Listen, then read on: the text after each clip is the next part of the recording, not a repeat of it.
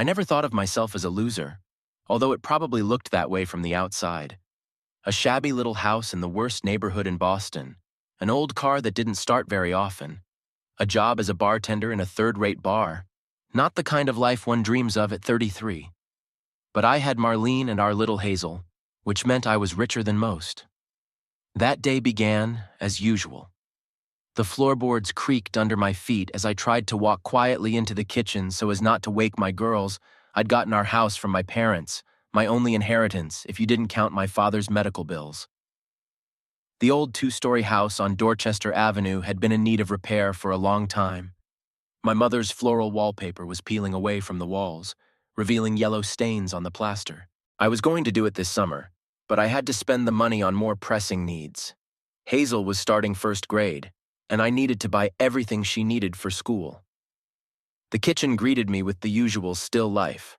A stack of unpaid bills on the table, covered by an empty coffee cup, cracked tiles on the floor that I'd promised to replace a year ago, and a calendar on the wall with Hazel's childhood drawings. I turned on the old coffee maker, the one luxury I'd allowed myself last year. Its hum drowned out the sounds of the waking neighborhood outside the window, the shrieks of seagulls, the rumble of sparse cars, and the jingle of a streetcar in the distance. "Daddy, you promised pancakes." Hazel's voice made me smile. She stood in the kitchen doorway, clutching to her chest the tattered stuffed rabbit I'd won for her at the fair 3 years ago. Her blonde hair, the same as her mother's, was disheveled after a nap. "Of course, Princess," I remember. I reached to the top shelf for the flour, hoping there was enough. It was still 4 days until payday. Marlene came down later when I was just finishing making breakfast. In her worn robe and with dark circles under her eyes, she still looked beautiful to me. "Garrett, don't forget to pick Hazel up after school. I have a late shift at the store today." She poured herself coffee, avoiding my gaze. I'd caught her doing that a lot lately. She seemed to be trying to make less eye contact with me. I chalked it up to fatigue and stress. Her job at the clothing store was exhausting, especially when she had to stay late during sales. But something subtly changed in our relationship, as if there was a thin, barely perceptible wall between us. After breakfast, I drove Hazel to school. Our 98-year-old Ford coughed at every stoplight, but crawled stubbornly through the streets of Boston. The neighborhood around the school looked a little better than ours. At least the sidewalks were swept regularly, and the trash was picked up. I waved to my daughter, waited for her to disappear behind the school doors, and headed for the bar. Johnny's was the name of the bar where I'd been working for the past 8 months. Johnny himself had died about 5 years ago of cirrhosis of the liver, but his son hadn't changed the sign. The peeling red paint on the front, the dull neon letters that lit up one at a time, everything about the place screamed decay and hopelessness.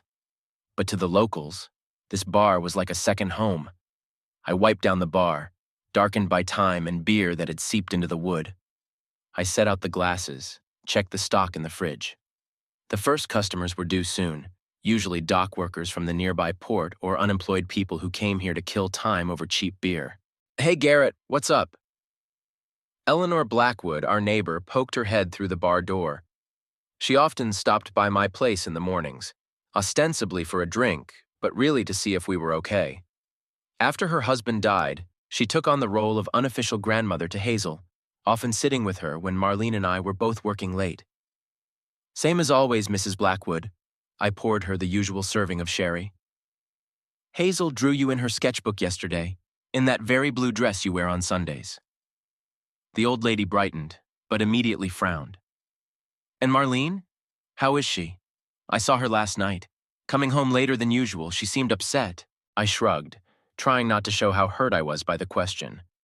Marlene was indeed starting to stay late at work more often, saying that the store was constantly restocking and making new deliveries. Sometimes she smelled of unfamiliar perfumes. She explained that she was testing samples in the perfume department. The day stretched slowly. I poured beer, wiped down the counter, listened to the drunken stories of the regulars. Wesley Morrison, an old friend of mine from the police force, stopped by around lunchtime. He was in plainclothes, meaning he was working on some undercover case. "How are your girls?" he asked, sipping a non-alcoholic beer. Wesley didn't drink on duty, but loved the atmosphere of the bar. Hazel got an A in reading. I couldn't hold back a proud smile. And Marlene, she's been a little weird lately. Maybe it's just me screwing with myself. Wesley looked at me carefully. What do you mean weird? Oh, just little things. I started wiping an already clean glass. Works more, talks less. Carries her phone with her all the time, even to the bathroom. That never used to happen before. My friend frowned, but didn't say anything. Maybe I should have listened to his silence more carefully. At 3 o'clock, I excused myself from the manager's office to pick Hazel up from school. She ran out to me with a drawing in her hands. Our family in front of a big house with a garden. That's where we'll live when we're rich, she explained. I folded the drawing and put it away in my wallet, where I kept all her masterpieces. In the evening, when I returned from work, Marlene was sitting in the kitchen with a cup of cooled tea. On the table was an envelope with an airline logo on it. Garrett, we need to talk, she said, and something in her voice made me wary. Vincent invited Hazel and me to Italy for her birthday. Vincent is her cousin, who I didn't find out existed until after the wedding. He'd gone to Italy before I met Marlene, and I'd never seen him. Us? I interjected, emphasizing the first word. Me and Hazel. Marlene looked away. You know my family. They've never been particularly accepting of you. I sank into the chair across from her. My throat felt dry. And when? In 2 weeks. For 10 days. She spoke quickly, like she was afraid I'd object. All expenses are covered by Vincent. It's a great opportunity for Hazel to see the world, Garrett. You know we'd never be able to afford a trip like this on our own. There was logic in her words, but something scratched at me from the inside. A vague unease I couldn't put into words. Okay, I finally said. If it's that important to you. Marlene smiled. For the first time in a long time, sincerely and brightly. Outside the window, it was getting dark. Somewhere in the distance, a police siren howled, a common sound in our neighborhood. Hazel was already asleep upstairs, cuddled up to her shabby rabbit. And Marlene and I sat in the kitchen, a gulf growing between us that I was just beginning to see. The next 2 weeks were a strange mixture of routine and growing anxiety. Marlene seemed transformed. She hummed as she packed her things, smiled more often, talked on the phone in the other room. Only her smile was different, as if she knew something I didn't. In the mornings, I still drove my family. Hazel to school, Marlene to the store. The old Ford wheezed more and more, as if sensing something bad. One morning, stopped at a stoplight, I noticed Marlene quickly putting her cell phone away in her purse when I turned to look at her. A blush appeared on her cheeks, the same blush she'd had in the early days of our acquaintance, when she'd worked as a waitress in the diner across the street from the bar where I was moonlighting at the time. Vincent sent pictures of his house, she explained without waiting for a question. I didn't want to show them so I wouldn't upset you. Everything there is so expensive. I nodded, pretending to believe her. The traffic light turned green and we drove on, while an unpleasant thought swirled in my head. Marlene had never hidden messages and pictures from me before. Business was worse than usual at Johnny's bar. The regulars were complaining about the recession, ordering less, asking more often to borrow money. I wiped glasses that were already clean just to keep my hands busy. Anxiety wouldn't let go. It coiled somewhere under my ribs like a hungry snake. You've been sour these days. Ray, the old dock worker who came in every day at 5 o'clock sharp to drink his 2 glasses of dark beer, remarked. Trouble at home? Wife and daughter are flying to Italy, I replied, and my own words gave me a taste of bile in my mouth. To Italy? Ray whistled. That's a lot of money. A relative invited me. I started wiping another glass with such force that it squeaked pitifully. Yeah, a relative. Ray chuckled meaningfully, but when he saw my look, he hurriedly ducked back into his beer. At home, the suitcases and bags were getting bigger and bigger. Marlene was buying some new things, discounted at our store, she said. I kept silent, calculating in my mind how many such discounts a saleswoman on her salary could afford. Hazel was excited about the upcoming trip. She had painted Italian flags all over her diary and kept asking if she was going to see the real Pinocchio. My heart sank every time she excitedly told me about her plans. "Daddy, why aren't you coming with us?" she asked one night as I was putting her to bed. "Daddy has a lot of work to do, Princess." I adjusted the blanket and kissed her forehead. "But you and Mommy are going to bring me lots of pictures and souvenirs, aren't you?" "Of course, I'll bring you real pizza." "Pizza will spoil on the road, silly." I tried to smile, but it didn't come out well. Wesley stopped by the bar more often than usual. He didn't say anything about Marlene and her strange behavior, but I noticed how closely he was watching me. "You know," he said one day when there was almost no one left in the bar, "if something's bothering you, it's best to ask straight out. The unknown is worse than any truth." I pretended to be very busy going through the bottles on the shelves. "It's okay, buddy.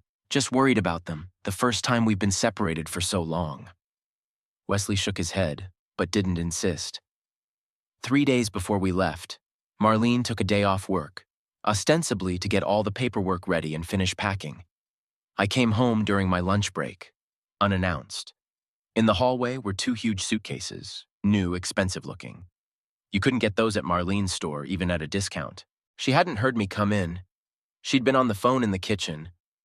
"Yeah, everything's ready." She trailed off, stuttering as she spoke. She faltered when she saw me in the doorway. "I have to go. I'll call you later." "Is Vincent worried about the details of the trip?" I asked, trying to keep my voice sounding normal. "Yes, he's very organized." Marlene turned back to the sink and began washing a cup that was already clean. In the evening, I couldn't sleep for a long time. I lay staring at the ceiling and remembered how I'd met Marlene. She worked at the cafe across the street from the bar where I was a regular waiter, wore a funny pink apron, and always had her hair in a ponytail. When she smiled, she wrinkled her nose like a little girl. I fell in love with that smile at first sight. Somewhere around midnight, I heard her quietly get up and walk out of the bedroom. A few minutes later, a barely audible voice came from downstairs. She was on the phone again. I could have gotten up, gone downstairs, eavesdropped, but something held me back. Fear? Pride? Or maybe an unwillingness to know the truth. The next day, Eleanor Blackwood brought a pie to the bar, an old recipe, with apples and cinnamon. "For your girls, for the road," she said, and in her eyes I noticed something akin to pity. "Thank you, Mrs. Blackwood." I accepted the warm baking mold. "You'll look after the house while they're away, won't you?" "Of course, dear." She paused, as if she wanted to add something, but changed her mind. That evening, when I got home, Marlene was sitting in the living room, sorting through old photo albums. There was a stack of photos on the coffee table. Our wedding, Hazel's first days, a vacation to the coast 3 years ago. "What's this for?" I asked, taking a seat next to it. "I want to take some with me." She ran her finger over a picture of all 3 of us standing on the beach. Hazel had just learned to walk then. "To show Vincent." I looked at her hands going through the photos and saw that there was no wedding ring. "Where?" "I left it in the bathroom when I was washing my hands," she answered quickly before I could finish my question. The last day before I left went by like a blur. I excused myself from work to be with my family. We ordered pizza, a small celebration before we parted. Hazel talked nonstop about her upcoming trip, about how she would feed the pigeons in St. Mark's Square in Venice. Marlene was more silent, occasionally glancing furtively at her watch. At night, I couldn't sleep again. I lay listening to my wife's breathing and tried to figure out whether she was asleep or pretending to be. My mind was reeling with fragments of phrases, random glances, small details that had seemed insignificant before. It all added up to a picture, but I stubbornly refused to see it. Early in the morning, we loaded the suitcases into the car. My old Ford sagged under their weight, but it started the first time, as if it understood the importance of the moment. On the way to the airport, Hazel fell asleep in the back seat. Marlene stared out the window the whole way. "Call me when you land," I said, hugging them at the check-in counter. "Sure." Marlene gave me a quick kiss on the cheek. She smelled like an unfamiliar perfume. "Daddy, I'm bringing you lots and lots of presents." Hazel hugged me tightly around the neck. I stood at the fence and watched them go through passport control. Hazel turned around and waved at me several times. Marlene, not once. Back in the empty house, I sat in the kitchen and for the first time allowed myself to admit, something was wrong. Something was wrong. The smell of unfamiliar perfume still lingered in the air, and on the table was an old photo album I'd forgotten in my haste. I opened it and froze. One of the last pages was blank. The picture of our wedding had disappeared. For the first 3 days, I lived from call to call. At the bar, I put the phone in front of me on the counter, turned the volume up to maximum, even though it was usually forbidden. The manager squinted unhappily but kept silent. Apparently there was something in my face that kept him from commenting. The call still didn't come. I tried to call myself. The subscriber is unavailable or out of the network coverage area. Over and over, every hour, every half hour. Sometimes I just sat there, staring at the screen where Marlene and Hazel were smiling in the background. A picture from last Christmas, when we'd been able to buy our daughter the pink bicycle she'd been dreaming of. Maybe there's a problem with the connection there? Wesley suggested, stopping by the bar after his shift. Or roaming didn't connect. I shook my head. Marlene always plans everything in advance. She wouldn't have forgotten about the connection. The house greeted me with an oppressive silence. I didn't turn on the TV for fear of missing the call. I went up to Hazel's room, sat on her bed, where her favorite toys still lay. The teddy bunny she hadn't taken with her for the first time in 3 years looked at me with glassy eyes. On the 4th day, I called the store where Marlene worked. Her coworker, Susan, picked up the phone. "Ah, Garrett."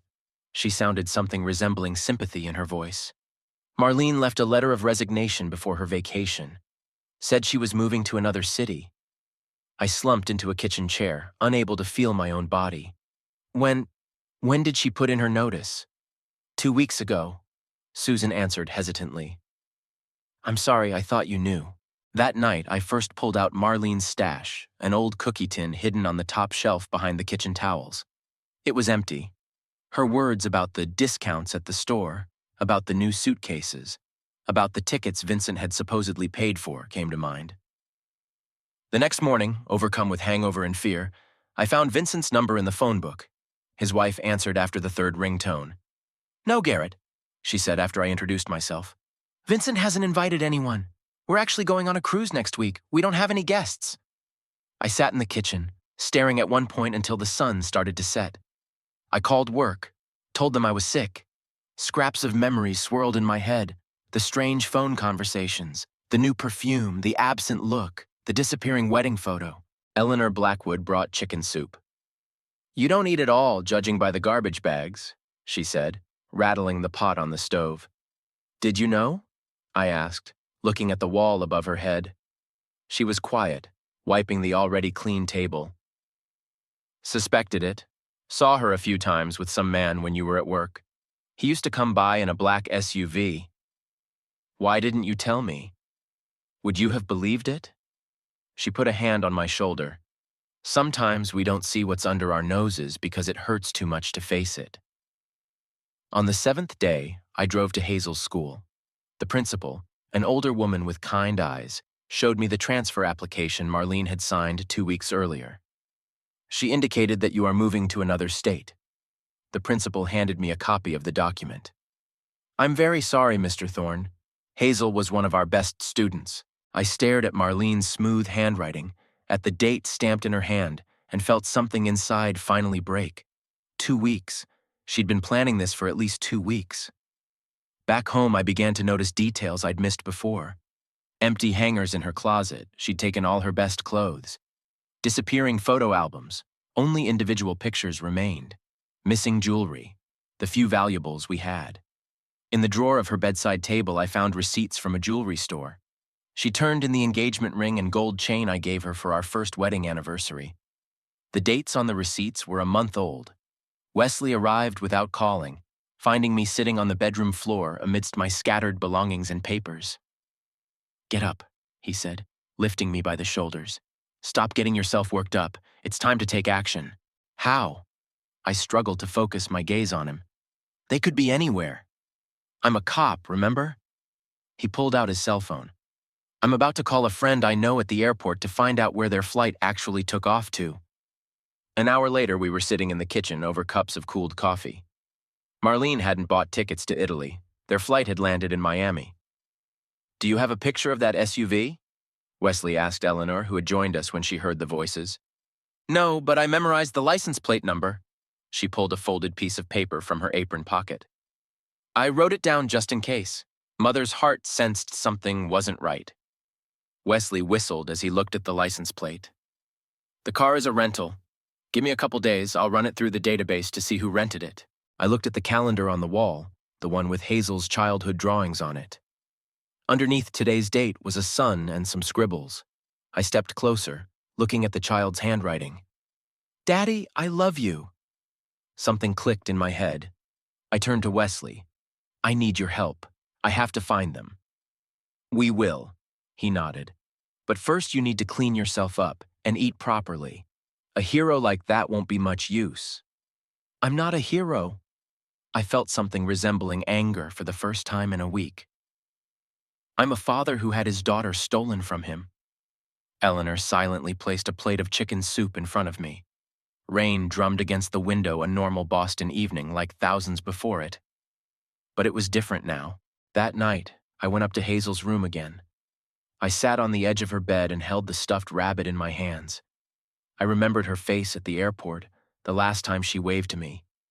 Did she know? Did she realize what was happening? "I'll find you, princess," I whispered into the void. "I promise." The rain continued to drum outside the window, and someone had turned on music in the house next door. The old song "Hey Jude" by the Beatles came muffled through the wall. The song had once been Hazel's favorite lullaby. The morning began with a phone call. Wesley was unaccustomedly brief. "Come down to the station. I've got some information."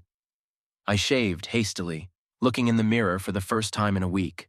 A gaunt face, gray stubble, red eyes. In the kitchen, I ran into Eleanor, who had come in with food again. "I'll watch the house," she said without waiting for a request, "and water Hazel's flowers on the windowsill." The old Ford didn't start right away, as if sharing my fatigue. On the way to the station, I stopped at a stoplight near the store where Marlene worked. There was still a sale ad in the window, the same one about the discounts she'd been talking about. Now I understood where the money for the new suitcases had really come from. Wesley was waiting for me in a small office cluttered with files. A baby card hung on the wall. His daughter had recently started 3rd grade. "Here." He placed a photo in front of me, printed from a surveillance camera. A black Lexus, the same one Eleanor had mentioned. Behind the wheel was a man in his mid-30s, wearing an expensive suit. "Reed Parker, owner of a small construction company, rented this car 3 months ago." I gazed into the face of the man in the photo. Handsome, confident, with a kind of predatory smile, the complete opposite of me. "His firm is in the business of remodeling old buildings," Wesley continued, flipping through papers. "Office in downtown Boston. Won the bid 3 months ago for the restoration of the mall, the same one where Marlene worked." My throat went dry. "So that's how they met." "Yeah, one more thing." Wesley pulled out another document. 2 weeks ago, his company opened a branch office in Miami. Guess who's been appointed manager? He planned the whole thing." "They both planned it," Wesley corrected gently. "Garrett, you need to be prepared for Marlene's—" "I'm only interested in Hazel," I interrupted. "My daughter needs to be with me." The hallway of the precinct was noisy. Ordinary mornings, ordinary crimes, ordinary lives. Someone robbed someone. Someone got into a fight with someone. And I sat and looked at the picture of the man who had stolen my family. "He has a house in the Miami suburbs." Wesley handed me another sheet. "It's registered to the company, but the electric bill shows someone lives there." "Where did you get that information?" "Better not ask." He rubbed the bridge of his nose. "Let's just say I owe a couple favors to the guys in the Miami office now." I folded the papers, trying to keep the trembling in my hands at bay. "What's next?" "Next, you're going to take a vacation at your own expense and go visit an old friend in Florida." Wesley smiled. "And unfortunately, I'm very busy with work right now and won't be able to go with you. But my contacts in Miami will be happy to help." Back at home, I started packing. In the closet, I found an old backpack I had taken camping with my father years ago. It smelled musty and past. At the bottom was a tattered photo of me and my father at the lake, about 12 years old. He taught me how to be a man, how to make tough decisions. I wonder what he would say now. There was a knock at the door.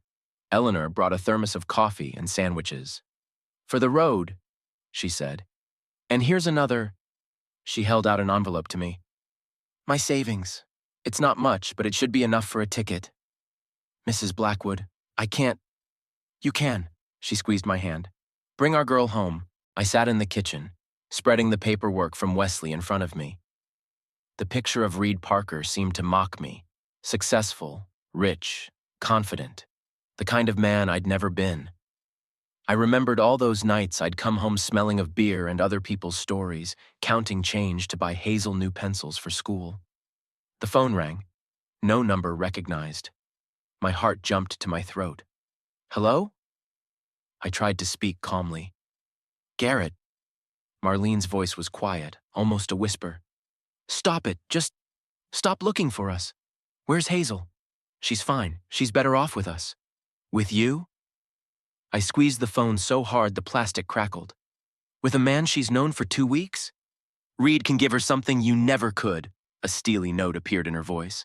"A normal home, a good school, a future? What about a father? Is that on the list of things your Reed can give her too?" Marlene was quiet for a moment. "Don't do anything stupid, Garrett. You're not going to get anywhere." "Let me talk to her." "She's asleep." "At 2 o'clock in the afternoon?" A beep. I stared at the phone's extinguished screen, feeling something dark, evil rising inside. They live in his house. My daughter calls him. What? Uncle Reed? New daddy? I pulled an old gym bag out of the closet. T-shirts, jeans, papers, Hazel's picture, the last one before school, with a pink backpack and a happy smile. The birth certificate. My name in the father column blurs before my eyes. Wesley texted, "Ticket booked for tomorrow, 7 a.m. My friend Mike will meet you in Miami." I showed up at the bar in the evening. I had to warn about the sudden vacation. The manager grumbled unhappily but didn't argue. Apparently, word of my situation had already spread through the neighborhood. "Hey, buddy," Ray called out to me, finishing his usual beer. "Word on the street is your missus took off with a rich guy?" I remained silent, continuing to wipe down my glasses. "Come on, don't beat yourself up," he tried to cheer me up. "Babes, they're like that. When they see money." I got home at midnight. I sat on Hazel's bed, pulled out my cell phone, opened up a picture of Reed Parker. Successful businessman, nice house, expensive car. A man who figured he could just pick up someone else's family like buying a new item at the store. "I'm going after my daughter," I said into the darkness. "And no amount of money is going to help you." Outside the window, it was raining again. Somewhere in the distance, an ambulance siren cut the night silence. An ordinary night in a poor Boston neighborhood. I lay down without undressing, setting my alarm for 5 in the morning. Tomorrow would begin a new chapter of my life, and I was ready to turn that page, no matter what it took. Miami greeted me with stifling heat and blinding sunshine. After the gray Boston morning, it felt like another planet. I was standing at the airport exit, squinting against the bright lights, when a tattered Chevy pulled up next to me. "Garrett? I'm Mike." A stout man in his mid-40s with a military bearing sat behind the wheel. "Wesley told me you were flying in." The car's air conditioning was working, but my shirt was still instantly soaked with sweat. Mike drove confidently, maneuvering through the stream of expensive cars. "The neighborhood where yours supposedly lives, where they might be," he corrected himself tactfully, "is Coral Gables. It's an expensive place. Mansions, private schools, security on every corner." I looked out the window at the palm trees floating by, the yachts in the marina, the tanned people in expensive clothes. Everything here screamed for money, the very money I never had. "The house is listed under Parker's company," Mike continued. "But the bills show they live there. Yesterday, my guys saw some baby furniture being brought in there." My heart squeezed. They're settling in, creating a new home, erasing the past. Mike rented a room for me in a small motel, far enough away from Coral Gables to avoid attracting attention, but close enough for observation. The room was cramped and stuffy, the air conditioner running with a teary wheeze. Here, he held out a folder to me. It's got Parker's work schedule, addresses of his offices, clubs he's been to, and this. He pulled out a photograph. I froze. Hazel, my girl, in a new dress, stepping out of a big white car. Next to her is Marlene, wearing sunglasses and a silk sundress I'd never seen her wear. When? My voice sounded hoarse. Yesterday, Merrick Park Shopping Center. Looks like they go there a lot. I ran my finger over the picture. Hazel looked different. New hair, expensive clothes. Does she still smile the same way? Does she still have the same dreams? Does she remember her room in Boston? The stuffed rabbit left waiting for her return? I spent the next 3 days watching them all, sitting in the cafe across the street, sipping the same cold coffee for hours. The security guards were already starting to look at me suspiciously. An unshaven man in a crumpled shirt was clearly out of the picture of gloss and prosperity. On the 4th day, I saw them. They came out of the jewelry store, Reed Parker in a light linen suit, holding my daughter's hand. Marlene walked beside him, talking animatedly. They looked like the perfect family from an advertising brochure. Hazel was laughing at something, and her laughter echoed in my head, the same way she laughed when we went to the amusement park in Boston, when I threw her up to the ceiling of our little living room, when we baked pancakes on Sunday mornings. I almost got up, almost went to them. But I noticed the guard at the entrance tense up, the way the other guard at the pillar jerked in my direction. They'd obviously gotten an APB. They were waiting for me. Smart, Mike said when I told him about it tonight. Parker backed up, but that means he's scared. Means we have a chance. The room was stuffy.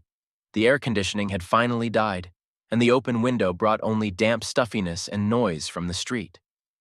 I lay awake, staring at the ceiling, where the fan lazily blew hot air. My phone vibrated, a message from Wesley. Hang in there, man. I got something on Parker. I'll send the paperwork in the morning.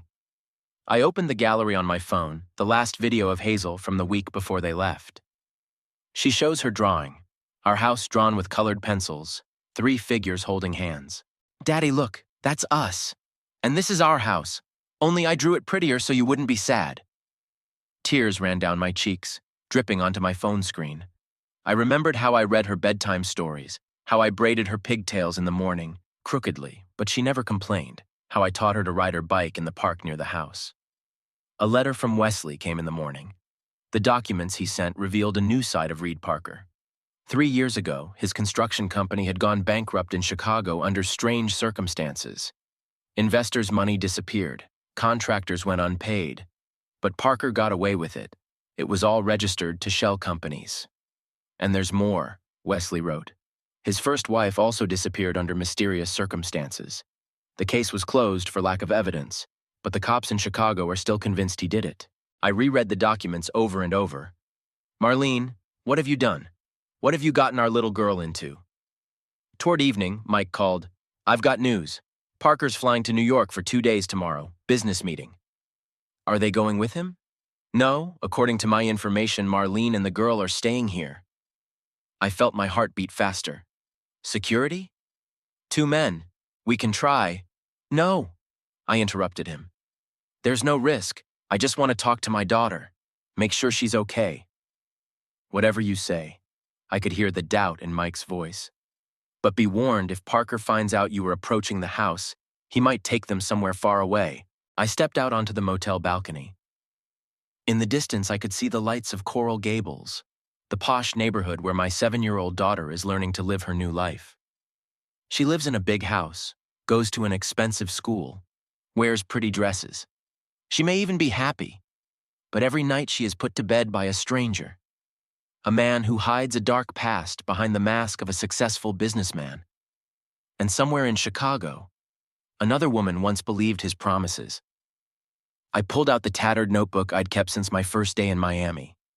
I wrote down every detail, every observation, security schedules, routes, habits, trying to find a gap, a moment when I could just talk to my daughter. Explain to her that Daddy hasn't abandoned her, that he's here, that he'll do anything to protect her. There's a knock on the door. Mike's brought new photos. Hazel in her school uniform walking through the gates of a private school. Marlene is driving a white Mercedes, a gift from Parker, as it turns out. They're at the beach. Reed is teaching my daughter to swim. Tomorrow, I said, setting the photos aside. When Parker leaves for the airport, I'll just talk to her, from afar. I need her to know I'm there for her. Mike nodded. I'll bring the car around at 7 in the morning. Just let's not do anything stupid, okay? Wesley will kill me if anything happens to you. I was alone in the stuffy room again. Outside the window, the city was noisy.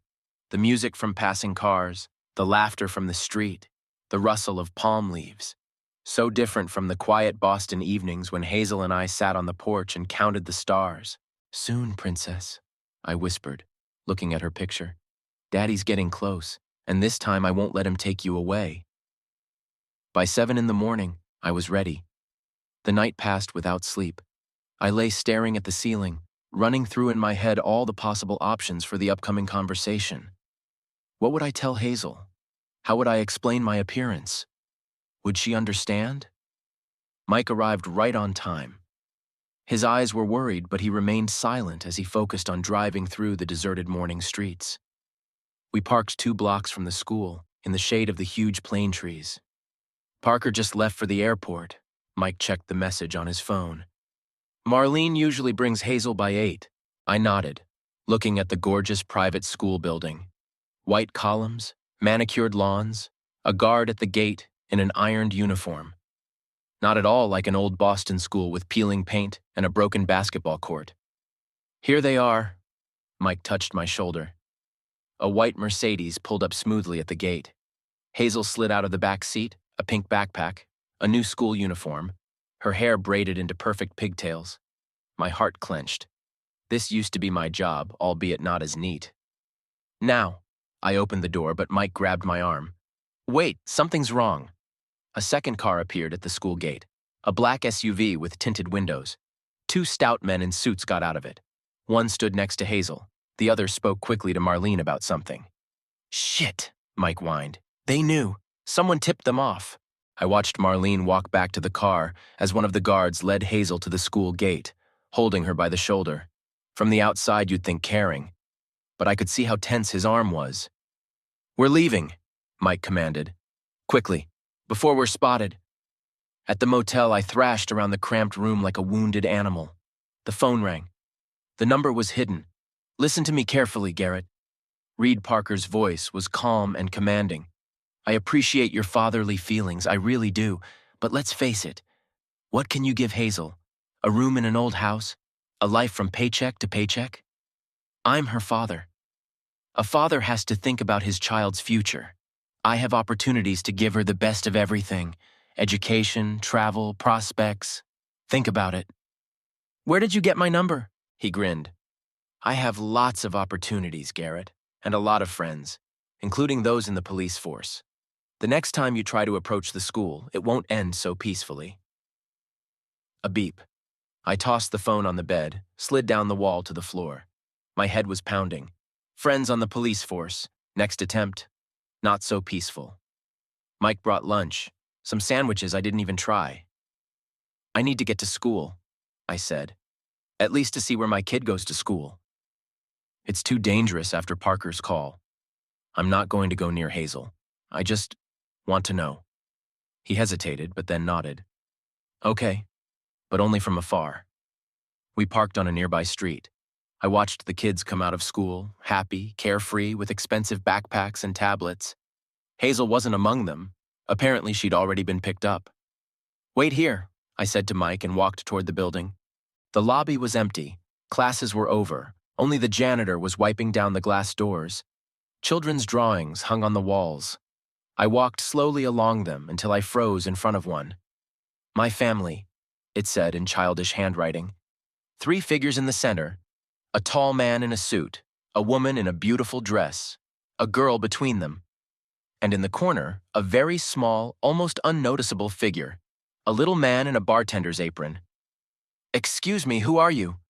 A stern voice made me wince. The headmistress was a gray-haired woman with a tenacious gaze. Yeah, just looking at the drawings. Security! I sprinted out of the school, almost running to the car. Mike silently started the engine. There was an envelope waiting for me at the motel. Someone had thrown it under the door. Inside were pictures of me at school, at the mall, at their house, and a note. Next time, copies will go to the police. A stalking charge is a serious thing. I sat on my bed with the photos spread out in front of me. The phone rang. Wesley's. "They're trying to scare you," he said. "But I've got something on Parker. His first wife hasn't disappeared. She's in the witness protection program, and she's willing to testify." About what? About how he took her baby away from her, how he threatened, stalked, used his connections. History repeats itself, Garrett. I closed my eyes. There was a ringing in my ears. "She's in Miami," Wesley continued. "Wants to meet with you." "When?" "Tomorrow. Mike will drive you." It had rained during the night, a rarity for Miami this time of year. I stood on the balcony, soaked to the skin, and looked out over the city. Somewhere out there, in a luxurious house, my daughter is sleeping. What is she thinking about? Does she remember our evenings over board games? Does she miss her stuffed rabbit? The phone rang again, this time Marlene's. "Stop it." Her voice shook. "You're only making things worse." "Worse? I'm the one who took the baby away from its birth father." "You don't understand." "Tell me about Reed's first wife," I interrupted. "About how he took the baby away from her, how he threatened and stalked her." Silence. "Marlene, where did you—" "It doesn't matter. What matters is that you dragged our daughter into this. Got involved with a man who— He's changed." Her voice got stronger. "That incident, that was a long time ago. He's a different person." "Really? Then why am I being followed? Why am I being threatened? Why can't I just talk to my own daughter?" "It's for her safety." "From who? From her own father?" She was quiet for a moment. "I have to go. Just leave us alone, Garrett. Please." I stared at the extinguished screen of my phone. Hazel's face in the school drawing came to mind, the happy smile, the new family, and the little figure in the corner, all that was left of her old life. "No," I said into the darkness. "I won't leave you, Princess, no matter what happens." The rain intensified. Somewhere in the distance, thunder rumbled. I pulled out my notebook, opened a new page.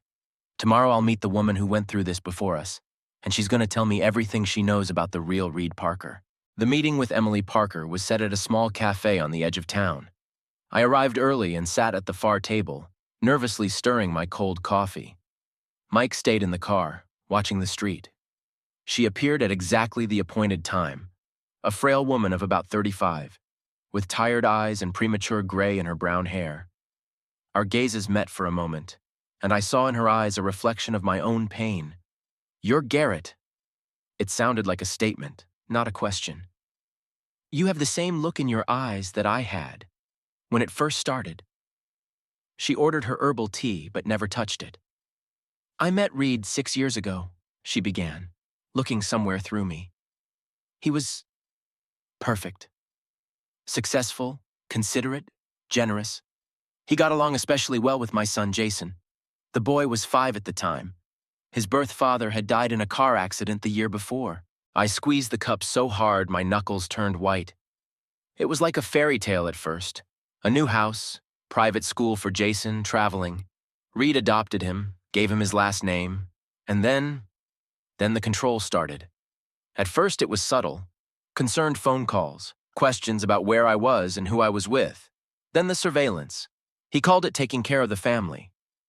"Like now," I muttered. Emily nodded. "Exactly. When I started to resist, he used Jason. Told me I was ungrateful, that without him my son would never have a decent future, that I was selfish for thinking of myself and not my child." And then the threats came. Insinuations that he had connections everywhere. The police, social services. That one word from him and I'd be deemed an unfit mother. He had evidence, fabricated of course, but very convincing. She fell silent, rubbing her napkin. What happened next? I ran away, in the middle of the night with a small backpack. The FBI helped me hide. They had a case on Reed even then, but not enough evidence. And Jason stayed with him. Reed convinced him that I'd abandoned them, that I was a bad mother. Her voice shook. I watched her fight back tears. How many years has it been? 2 years. Jason is 11 now. I've seen his pictures. He goes to the best school, plays sports, has everything you could dream of, except a mother. I pulled out my phone, showed her a picture of Hazel outside the school. She looks just like Jason. Emily smiled sadly. Same confused look. Kids sense something is wrong, but they don't realize what it is. Help me! My voice sounded hoarse. Tell me everything you know about him.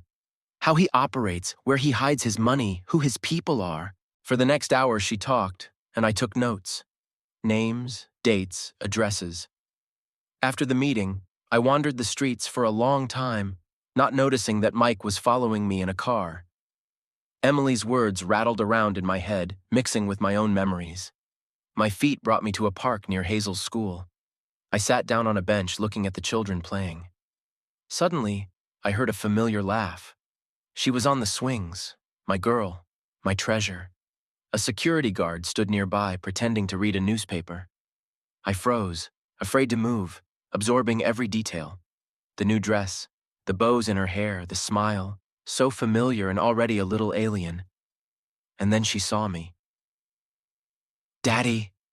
Her cry echoed in my chest. "Daddy!"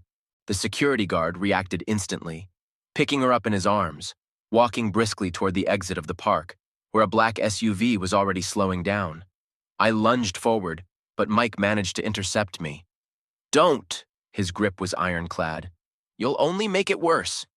"Daddy!" came from somewhere far away. "Don't go!" I collapsed to my knees right in the middle of the park. Inside, something was tearing, screaming, dying. The phone rang almost immediately. "I warned you!" Reed's voice was icy.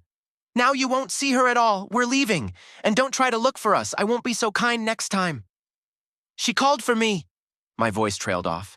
"She remembers me, did you hear? She remembers." "She'll forget in a month. Children get used to a new life quickly. Ask Emily if you don't believe me." I froze. "Where did you—" "I told you.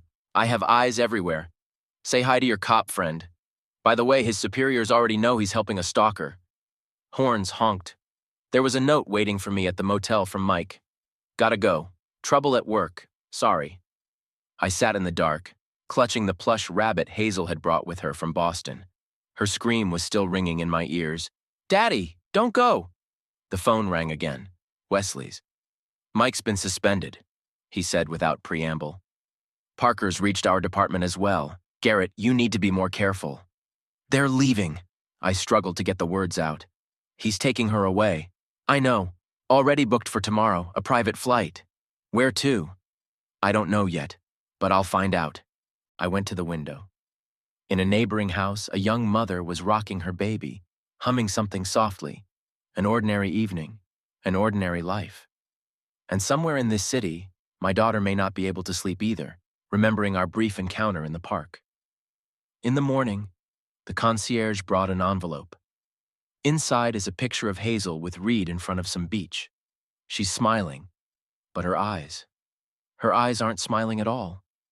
On the back is a note in Marlene's handwriting that says, "It's best for everyone." I tore the picture, but I glued it back together, taped it up. I put it in my notebook, next to all the other evidence, notes, memos. Somewhere in here, among these papers, there must be an answer. There has to be a way to get my girl back. "I'll find you," I whispered, looking at the glued photograph. "Wherever you hide, I will find you, Princess." Los Angeles greeted me with the smog and indifference of a big city.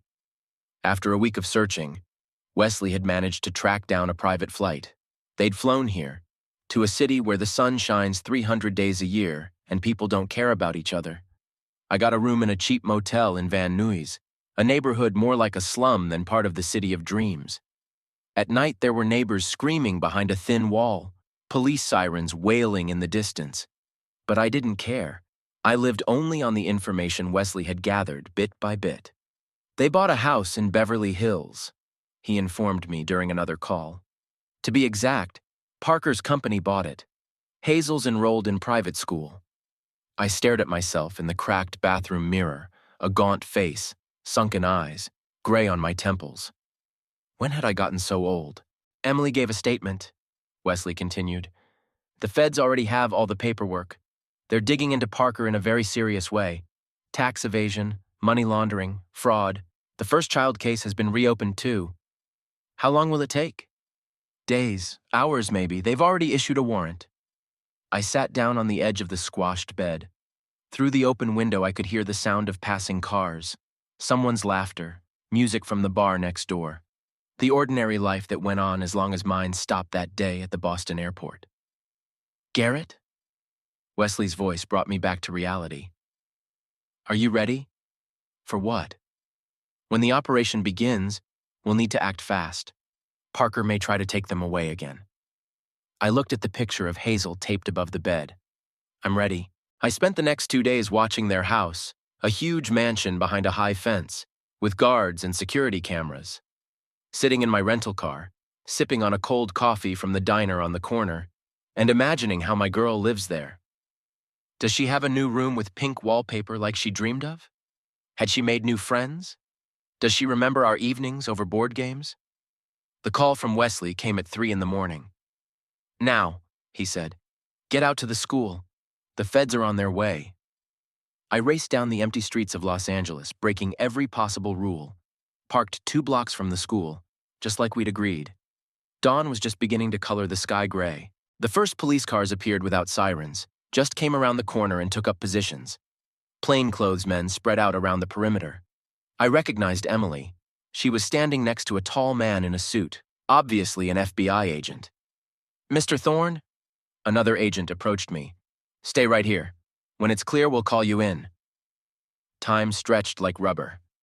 I watched the first cars of parents bringing their kids to class pull up to the school, as the guards at the gate tensely look into the faces, and then the familiar white Mercedes, Marlene at the wheel, Hazel in the back seat, followed by a black SUV with security guards.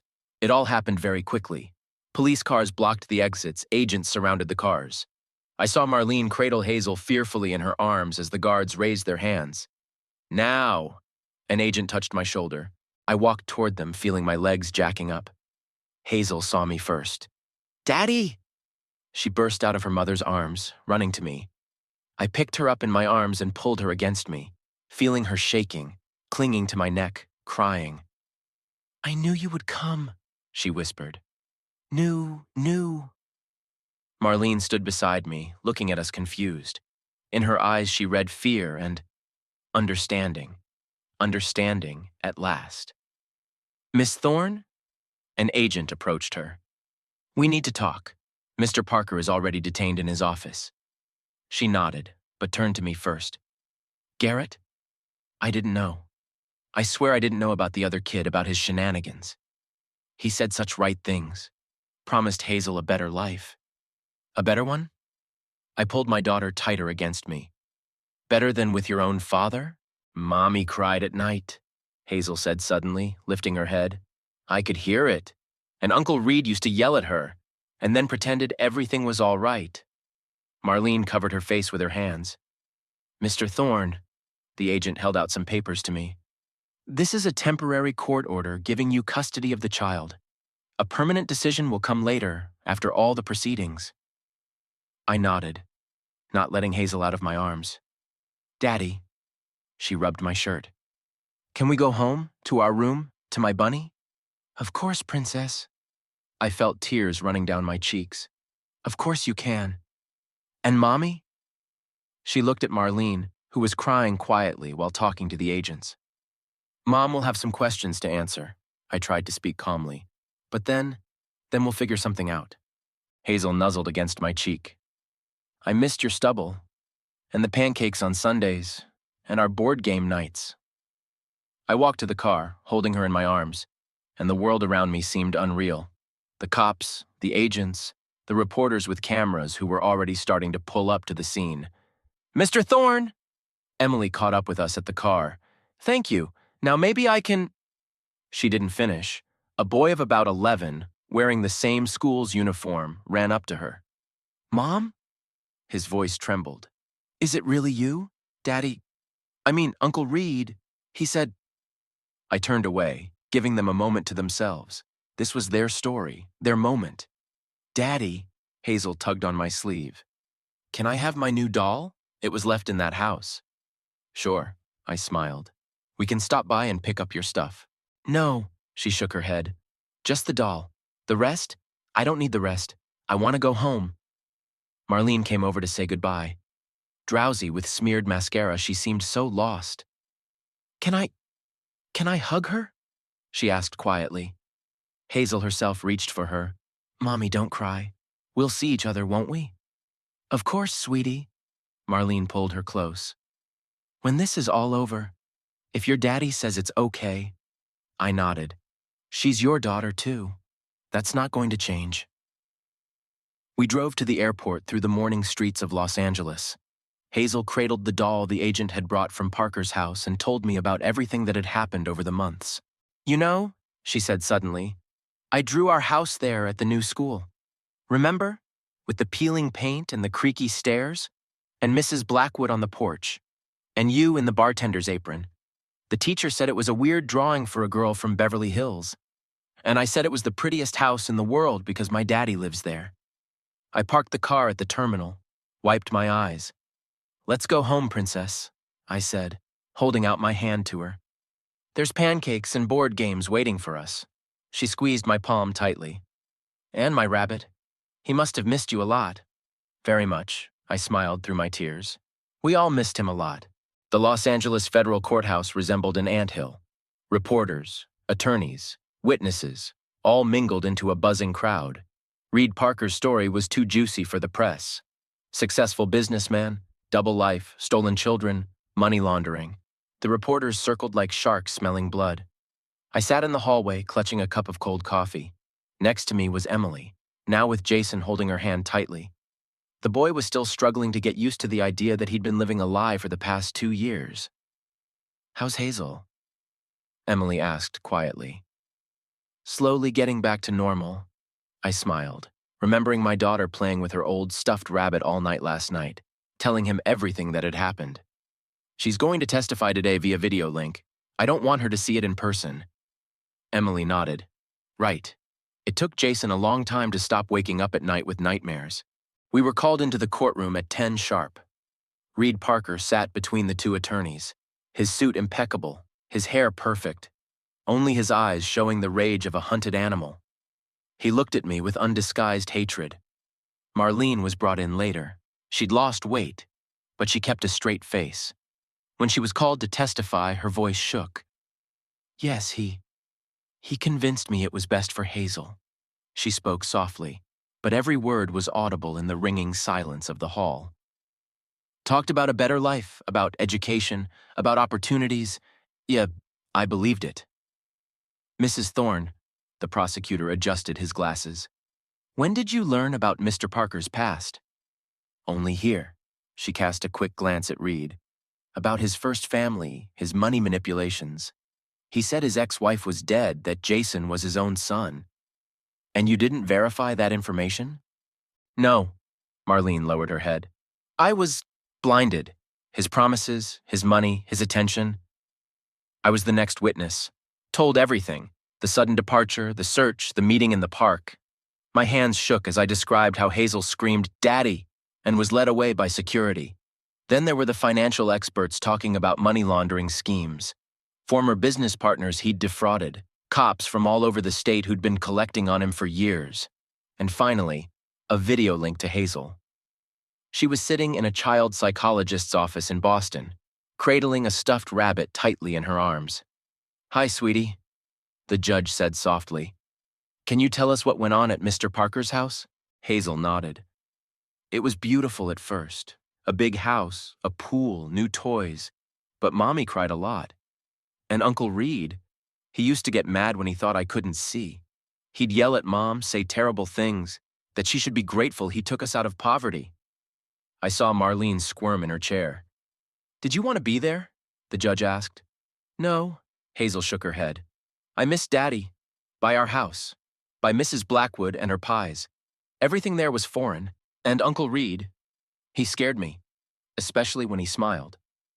Reed twitched, his lawyer putting a hand on his shoulder. Thank you, Sunshine. The judge smiled. You're a very brave girl. After Hazel's testimony, a recess was called. In the hallway, Marlene approached me. Garrett, she spoke softly, looking down at the floor. I know this isn't going to fix anything, but I feel so guilty. To you, to Hazel. Why? It was a question that had plagued me all these months. Why didn't you talk to me? We could have found a way out together. I thought I was suffocating. She leaned against the wall. In our poverty, in the monotony of life. And Reed, he said such right things. About the future, about possibilities. I thought only of material things, and I lost the most important thing of all. My daughter's trust, her happiness. Mom? Hazel's voice in the earpiece made us both flinch. The video link was still on. Don't cry. Daddy says you're confused like Jason, too. That you were tricked, too. Marlene covered her face with her hands. The verdict was announced 4 hours later. Reed Parker received 15 years in prison for grand fraud, money laundering, and forcing minors across state lines. All of his assets were seized. After the hearing, I immediately got in my car and drove to the airport. Hazel was waiting for me at home in Boston, and that was all that mattered. The plane landed late in the afternoon. I took a cab, gave our address in Dorchester. The neighborhood greeted me with familiar sounds, the distant wail of sirens, music from someone's windows, dogs barking. Eleanor Blackwood was waiting on the porch. Next to her was Hazel in her unicorn pajamas, clutching a stuffed rabbit to her chest. Daddy! She threw herself around my neck. Was I brave? Did I speak well to the judge? You were the bravest princess in the world. I pulled her against me. I made apple pie. Eleanor smiled through her tears. Just like old times. We sat in the kitchen, the scraggly walls, the cracked tiles on the floor, the calendar with the children's drawings. Everything was just like it used to be, and it was already very different. Daddy? Hazel picked at her pie with her fork. And Mommy? Will she be able to come visit us? When it's all over? I looked at my daughter. She had matured over the months, some new wisdom in her eyes. Of course, Princess. I stroked her head. She's your mom, and she always will be. I know, she smiled. It's just that I realize now that you don't have to live in a big house with a pool to be happy, right? Really? Later, when Hazel was already asleep upstairs, I sat on the porch looking out at the neighborhood falling asleep. Somewhere in the distance, the siren howled again, a common sound for these parts. But now it no longer seemed dreary. Now it was just the sound of home. The phone vibrated, a message from Marlene. Thanks for not closing the door for me. I'll try to make it up to you, for Hazel's sake. I didn't bother answering. There was a lot of work ahead, patching holes in the roof, fixing the creaky stairs, maybe even putting up new wallpaper. But the important thing was that we were together again, and the rest would work itself out somehow.